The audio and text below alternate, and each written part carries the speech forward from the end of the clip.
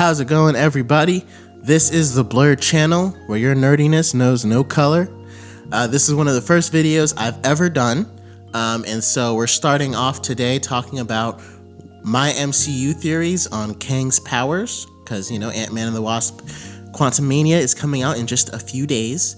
So we're going to talk about where I think his powers may have come from and how that's going to affect the film. Now, again, this is all kind of my opinion, my speculation based upon comics and rumors and at the MCU and the way that it's been heading. I don't know if this will be a spoiler. I could be horrendously wrong. I probably am wrong, to be honest. But if you're afraid of anything that could remotely seem like a spoiler, now is the time to get out. This is definitely a video that, if I'm right, it could be a pretty big spoiler as to what we might find out in the film. So that's my spoiler warning, because I know when I listen to stuff, you know, I want to know, is it going to be a spoiler or not, or are they just going to kind of talk about it? So this one would definitely be a spoiler if I am right. Okay, got the warning out of the way.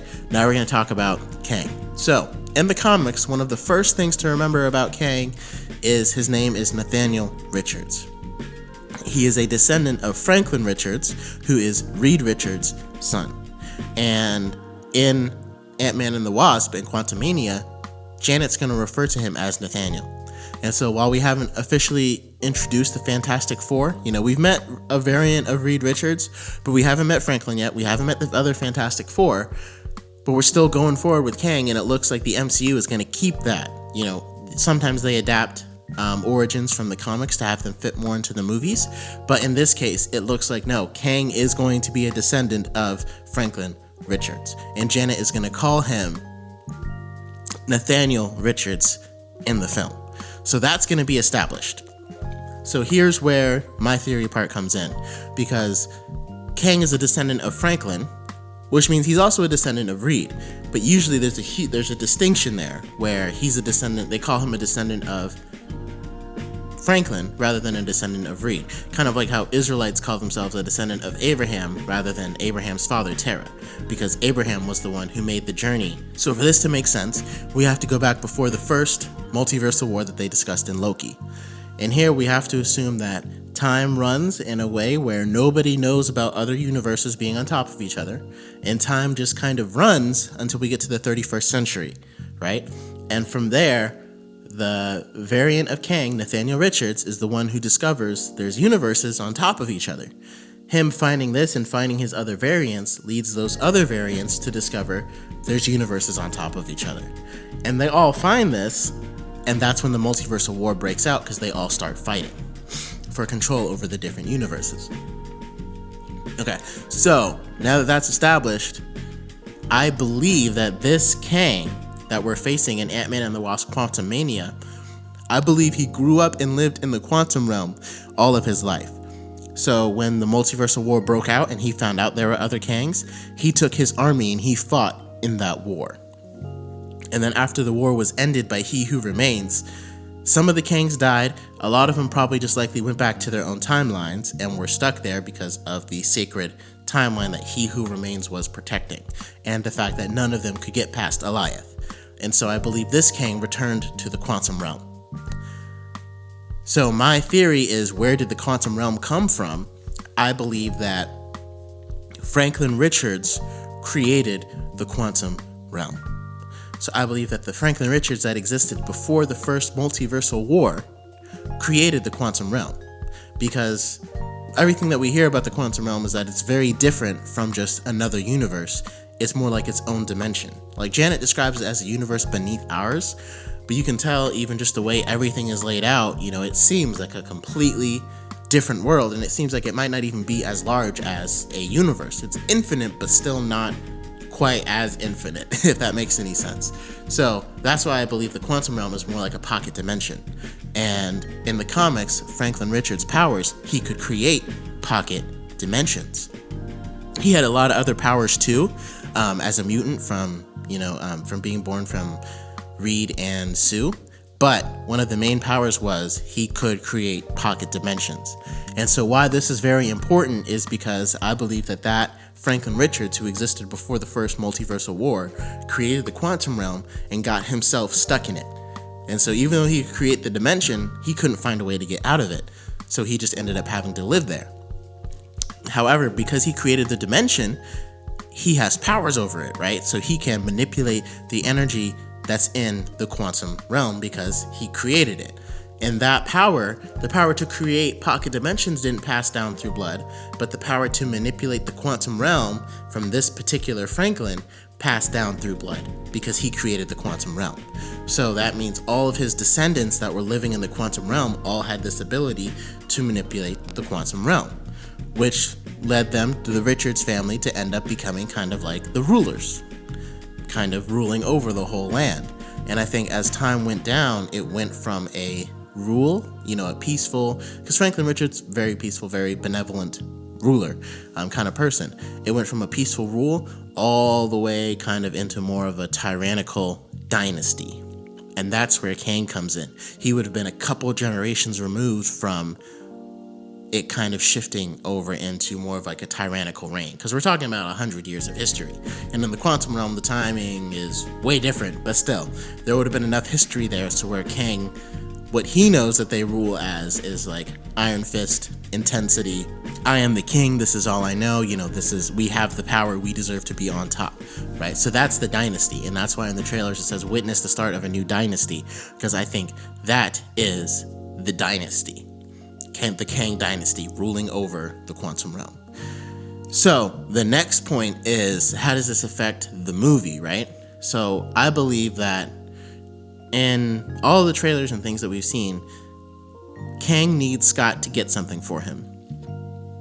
And I believe this thing that he needs him to get are the quantum bands. So I believe in the first multiversal war, he who remains would have come out on top after finding Elias, and I think he also would have created a device called the Negabands. And I'm going to explain in another video my theory, but long story short, I think He Who Remains has a similar origin, but he's from the negative zone. That Franklin Richards also created the negative zone, He Who Remains lived there, and he had power over that dimension.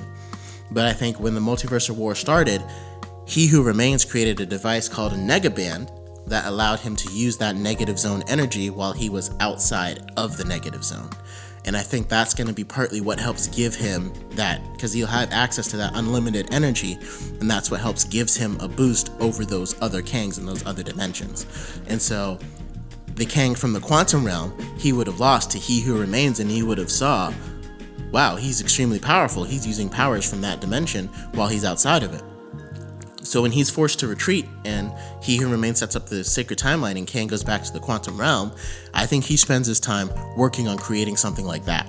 He spends his time working on a quantum band, which in the comics has a very different origin, but I think it would fit really well in here and tie in well to the way the other projects are kind of leaning.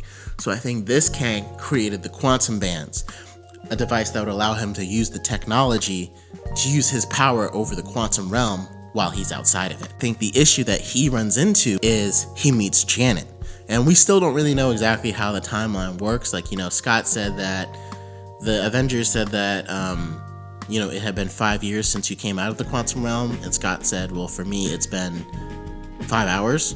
And so, like, for Janet, was she only in there for 30 hours or was it more like 30 days? That part they still have to explain in the movie, but I think there would have been enough time to where Janet would have met Kang, because she talks about him in the film, and he could have put on a farce of like being a benevolent ruler, but eventually she meets people like the freedom fighters and learns that the Richards dynasty has kind of been oppressing people for years, and she learns that the quantum bands are going to be Kang's way of breaking out of this dimension and going back and conquering everything and potentially starting another multiversal war. And so I think that Janet is going to use the Pym Particles in some way to hide the quantum bands from Kang. And then she's gonna, hightail it out of there and try to get away from him. And then she's kind of been on the run until Hank is able to find her.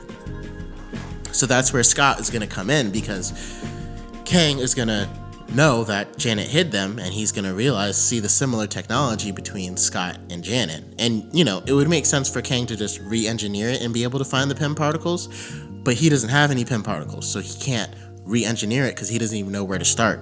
But when he meets Scott, who will have Pym Particles on him, he'll realize, oh, this guy can go get me my quantum bands.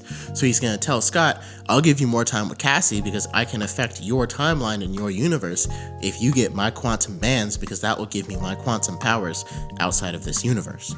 And Scott could think it's a good deal. You know, like I said, Kang could put on that farce of being a good king, but Scott doesn't realize he's actually, you know, a tyrant, a ruler, a dictator who's going to conquer the whole universe. So Scott's going to go get the quantum bands, bring them to Kang, and he's going to be like completely messed up and completely distraught when Kang betrays him and leaves the quantum realm with the whole army and his quantum bands to give him those powers in the quantum realm outside of the quantum realm, making him extremely powerful and able to do what Janet described as shattering timelines. So I know this is a little kind of complicated. You know, I thought about it for a while, and like I said, I kind of doubt that it's going to be what happens because I tend to think very deeply about Marvel and stuff, you know, as a comic book nerd and all that stuff. But just to sum it up again, my theory for Ant-Man and the Wasp, for Quantamania, and for Kang's powers and origin: the quantum realm was created by Kang's ancestor, Franklin Richards, which is why Kang has power over it, and the device he needs Scott to get for him would allow him to maintain that power when he leaves that universe. And that's what he's going to use to try and... Because I don't know if he's going to think the multiversal war is still going on, but his plan is to get out of the quantum realm and continue conquering everything else. And so that's kind of my MCU theory. And this also goes into my theory for the origin of He Who Remains. And so I'll get into that in another video. But for right now, this is my theory for Ant-Man and the Wasp, Quantamania. Let me know what you think in the comments. Make sure to like and subscribe if you want to hear more blurty content.